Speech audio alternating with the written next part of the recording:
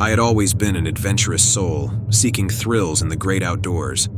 So when my friends suggested a night of camping at Whispering Pines, a remote forest known for its eerie atmosphere, I eagerly agreed. Little did I know that this camping trip would turn into a bone-chilling nightmare beyond anything I could have imagined. We arrived at Whispering Pines in the late afternoon, our excitement building as we set up our tents near a small clearing. The forest was dense, the trees casting long, twisted shadows that seemed to reach out and grab at the edges of our campsite. It was an unsettling place, but we brushed off our unease, attributing it to our overactive imaginations. As the sun dipped below the horizon, the forest transformed into a realm of darkness and whispering winds. The campfire crackled, casting eerie flickering light on our faces as we shared stories and roasted marshmallows. Laughter and camaraderie filled the air, but there was an underlying sense of foreboding that I couldn't shake. The night sky was clear, and the stars glittered like diamonds above. My friends and I gathered around the campfire, our faces illuminated by its warm glow. I looked at their faces, filled with excitement and wonder, and tried to shake off the feeling that something was watching us from the depths of the forest. As the night wore on, a strange, mournful sound reached our ears. It was a distant, haunting melody, like a melancholic tune played on a violin. We fell silent, listening to the eerie music that seemed to emanate from the heart of Whispering Pines.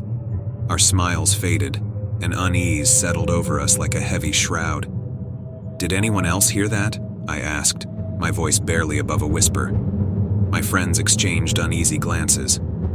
"It's probably just the wind," one of them said, trying to sound reassuring. But the sound was too deliberate, too haunting to be attributed to mere wind. It felt as if the forest itself was singing a mournful lullaby. We debated whether to investigate, but fear held us back. Instead, we stoked the fire higher, hoping the warmth and light would drive away our unease. Time seemed to stretch, and the strange melody persisted, growing louder and more ominous. It was as if the very trees were whispering secrets to one another, secrets they weren't meant to share with the living. I knew we couldn't ignore it any longer. With trembling legs, we decided to follow the sound. The melody led us deeper into the forest, our flashlights casting wavering beams into the inky blackness. The trees grew thicker, and the path ahead seemed to twist and turn, leading us further into the heart of Whispering Pines. As we ventured deeper into the forest, the trees seemed to close in around us, creating an oppressive sense of claustrophobia. The mournful melody grew louder, filling the air with a sense of dread. We exchanged nervous glances, but none of us wanted to admit how terrified we were becoming. After what felt like hours, we stumbled upon a small, moonlit glade, and there, standing in the center of it, was a solitary figure. It was a woman, dressed in a tattered white gown. Her long, dark hair hung like a curtain over her face, obscuring her features. She was swaying gently, her arms raised as she played the mournful melody on a violin. We froze in our tracks, our breath catching in our throats. The woman seemed oblivious to our presence, lost in her haunting music. The atmosphere grew heavier, and the glade seemed to pulse with an otherworldly energy. "What is she doing here?" one of my friends whispered, his voice trembling. I had no answer. The entire scene was surreal, as if we had stumbled upon a ghostly apparition in the heart of the forest. The woman's music was achingly beautiful, but there was something undeniably malevolent about it, something that sent shivers down our spines. As we watched, the woman slowly turned to face us, and her hair parted, revealing her face. It was a visage that would forever be seared into my memory. Her eyes were a piercing, unnatural shade of crimson, and her mouth twisted into a sinister smile. She continued to play her melody, and the very air seemed to vibrate with an unholy power.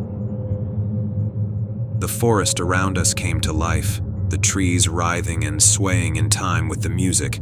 It was as if they were under the woman's control, dancing to her tune. We were paralyzed, unable to tear our eyes away from the horrifying spectacle before us. Suddenly, the woman's music changed, becoming discordant and jarring. It was as if she had unleashed a cacophony of madness, and the very ground beneath our feet trembled. It was a symphony of terror, and it sent us fleeing in blind panic, back the way we had come. As we stumbled through the forest, our flashlights flickering, we realized we were hopelessly lost. The path seemed to twist and turn, leading us in circles, as if the forest itself were toying with us. The mournful melody pursued us, growing louder and more malevolent with each passing moment.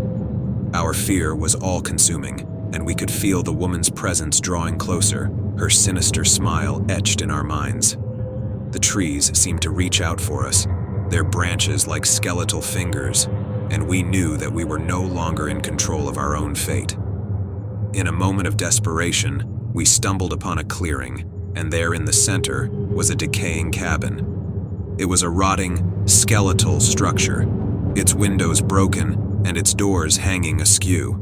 It was a place that reeked of death and decay, a place that should never have existed in the heart of Whispering Pines. We had no other choice. We rushed inside, slamming the door shut behind us and barricading it with a piece of wood. We huddled together in the darkness, our breaths ragged and our hearts pounding in our chests. The mournful melody continued, the woman's presence looming just outside the cabin. We had stumbled into a nightmare, a world where the boundaries between the living and the dead had blurred. The forest seemed to be under the control of an otherworldly force, an entity that was both beautiful and malevolent. As the hours dragged on, the cabin became our prison, and the forest our tormentor. The walls seemed to close in around us, and the mournful melody persisted, a relentless reminder of our impending doom. The night was unending, and the forest continued to whisper its secrets, secrets that were never meant to be heard by human ears. We were trapped in a nightmare, a world of darkness and despair, with no hope of escape. In the end, it was the first light of dawn that saved us. The mournful melody began to fade, and the forest released its grip on us. We stumbled out of the cabin, our bodies battered and our minds scarred by the horrors we had witnessed. We made our way back to the campsite, our steps heavy, and our hearts filled with a deep sense of unease. The sun had risen, and the forest was bathed in the soft light of morning. It was as if the events of the night had never happened, as if they were nothing more than a twisted dream. We packed up our gear in silence, our minds still reeling from the horrors we had witnessed. As we left Whispering Pines behind, I couldn't help but wonder what had truly happened that night. The forest had revealed a side of itself that we were never meant to see. A side that was beautiful and deadly. A side that would haunt my dreams for the rest of my days. The haunting of Whispering Pines had left its mark on us, a mark that would never fade. It was a place of beauty and terror, a place where the boundaries between the living and the dead had blurred, and where the forest itself seemed to be under the control of an otherworldly force. As we drove away from the forest, I couldn't shake the feeling that we had escaped with our lives, but at a terrible cost. The memory of that night would forever be etched in our minds, a night of horror and darkness that would never truly end.